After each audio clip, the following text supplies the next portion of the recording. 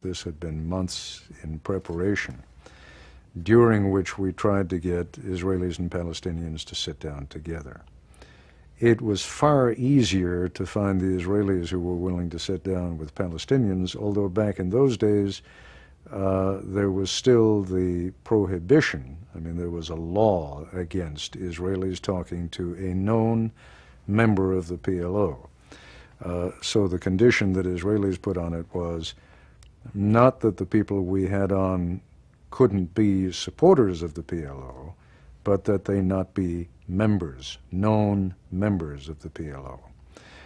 We in turn went to Yasser Arafat and asked for his consent that people be permitted to do this. That was important because the Palestinian guests in particular were far less frightened of the Israelis than they were of one another. Had they appeared on this program without the benediction of Yasser Arafat and without the understanding that this was permitted, they were fearful that they might be killed, not by the Israelis, but by other Palestinians. So it took us a long time just to find 4 Palestinians who would be willing to appear on the broadcast, and indeed one of them canceled the night before we did the broadcast. The others came back to us the night before and said they had been talking about it, and the only way that they felt that they could do it on reconsideration was if we built booths for each of them and for the Israelis, so that it would not appear that they were talking to the Israelis, but rather that they were talking to the audience, but that there was no interaction between and among them. We said that was absolutely untenable and we wouldn't do it.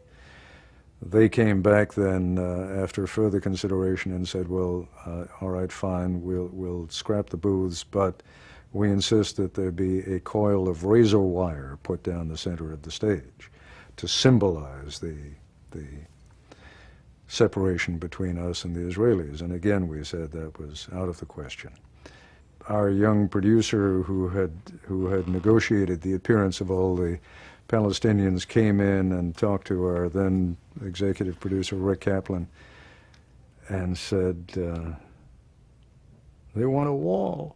And Kaplan, who was 6'7" and quite an awe-inspiring figure, yelled at him and said, they want what? And he said, just a little wall.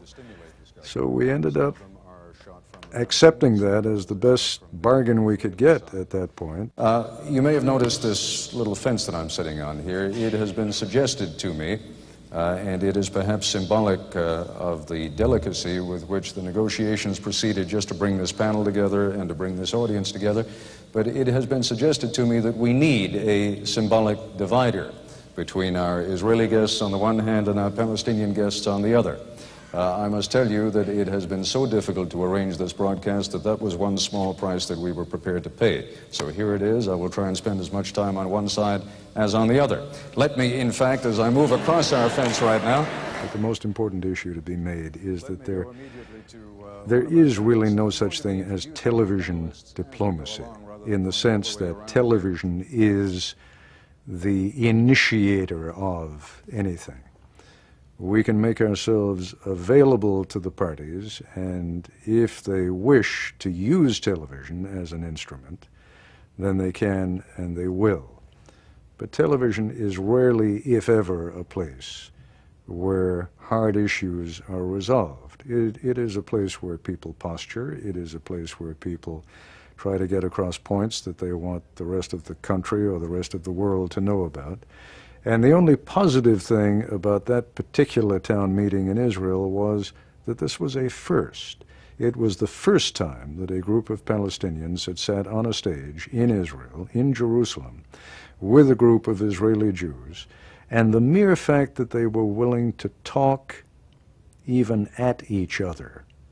I can hardly say that they were talking to each other. But the mere fact that they were willing to talk at each other suggested that we were about to enter a new era. And indeed we were, and we did, and we have.